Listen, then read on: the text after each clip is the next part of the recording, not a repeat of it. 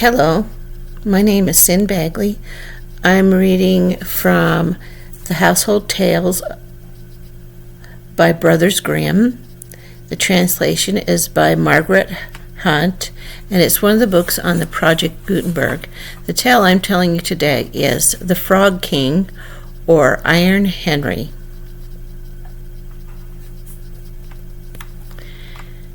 In old times, when wishing still helped one, there lived a king whose daughters were all beautiful. But the youngest was so beautiful that the sun itself, which has seen much, was astonished when it shone in her face. Close by the king's castle lay a great dark forest, and under an old lime tree in the forest was a well. And when the day was very warm, the king's child went out into the forest and sat down by the side of the cool fountain. And when she was dull, she took a golden ball and threw it up on high and caught it. This ball was her favorite plaything. Now it so happened that on one occasion the princess's golden ball did not fall into the little hand which was holding up for it, but on to the ground beyond and rolled straight into the water. The king's daughter followed it with her eyes, but it vanished, and the well was deep, so deep that the bottom could not be seen. On this, she began to cry, and cried louder and louder, and could not be comforted. And as she thus lamented, someone said to her, "What ails thee, king's daughter? Thou weepest so that even a stone would show pity." She looked around to the side from whence the voice came, and saw a frog stretching forth its thick, ugly head from the water. "Ah, old water splasher, is it thou?" said she. "I am weeping for my golden ball, which has fallen into the well." "Be quiet, and do not weep," answered the frog. "I can help thee, but what wilt thou give me if I bring thy plaything up again?"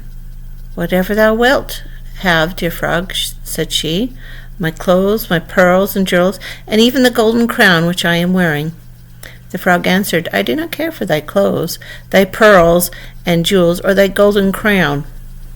But if thou wilt love me and let me be thy companion and playfellow, and sit by thee at thy tiny table, and eat off thy tiny little golden plate, and drink out of thy little cup, and sleep in thy little bed, if thou wilt promise me this, I will go down below and bring thee thy golden ball up again." "Oh yes," said she, "I promise thee all thou wishest, if thou wilt but bring me my ball back again." She, however, thought, "How the silly frog does talk. He lives in the water with other frogs and croaks, and can be no companion to any human being." But the frog, when he received his promise, put his head into the water and sank down, and in a short while came swimming up again with a ball in his mouth, and threw it on the grass. The king's daughter was delighted to see her pretty plaything once more, and picked it up and ran away with it. "Wait, wait," said the frog. "Take me with thee, and I will run as thou canst." "I can't run as thou canst." But what did it avail him to scream his croak after her as loudly as he could? She did not listen to it, but ran home and soon forgot the poor frog, who was forced to go back into his well again. The next day, when she seated herself at the table with the king and all the courtiers, and was eating from her little golden plate, something came creeping splish splash up the marble staircase. And when it got to the top, it knocked on the door and cried, "Princess, youngest princess, open the door for me." She ran to see who was outside, but when she opened the door, there sat the frog in front of it. Then she slammed the door in great haste, sat down to dinner again, and was quite frightened.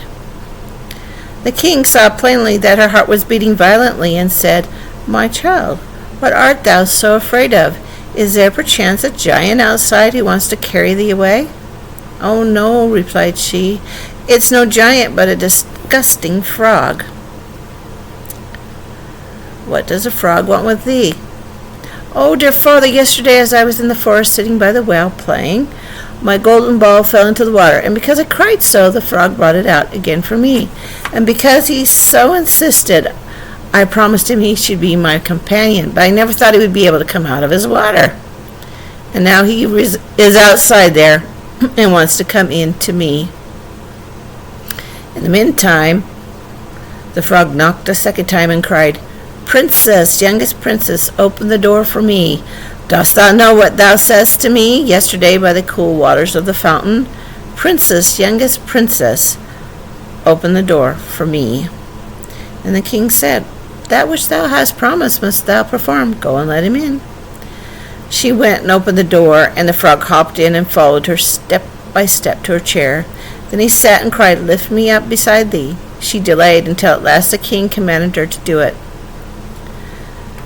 When the frog was once on the chair, he wanted to be on the table. Then when he was on the table, he said, Now push thy little golden plate nearer to me that we may eat together.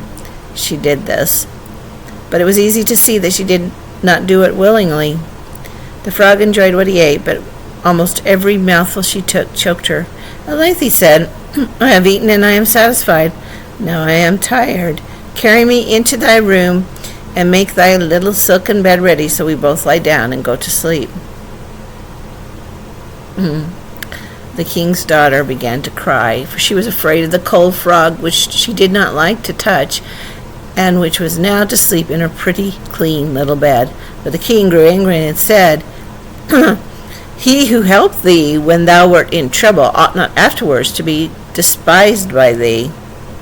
So she took hold of the frog with 2 fingers, carried him upstairs, and put him in a corner. But when she was in bed, he crept to her and said, I am tired. I want to sleep as well as thou. Lift me up, or I will tell thy father.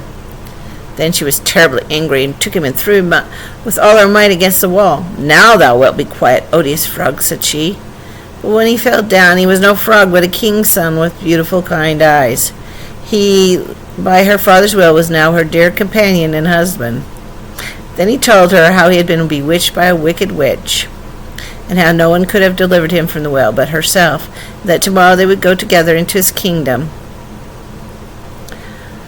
Then they went to sleep, and the next morning when the sun awoke them, a carriage came driving by with 8 white horses, which had white ostrich feathers on their heads and were harnessed with golden chains, and behind stood the young king's servant, Faithful Henry. Faithful Henry had been so unhappy when his master was changed into a frog that he had caused 3 iron bands to be laid around his heart, lest it should burst with grief and sadness. The carriage was to conduct the young king into his kingdom. Faithful Henry helped them both in, and placed himself behind again, as with full of joy because of his deliverance. And when they had driven a part of the way, the king's son heard a cracking behind him, as if something had broken. So he turned around and cried, Henry, the carriage is breaking. No, master, said Henry, it is not the carriage, it is the band from my heart, which was put there in my great pain when you were a frog and imprisoned in the well. Again and once again, while they were on their way, something cracked, and each time the king's son thought the carriage was breaking. But it was only the bands which were springing from the heart of Faithful Henry, because his master was set free and was happy. The end.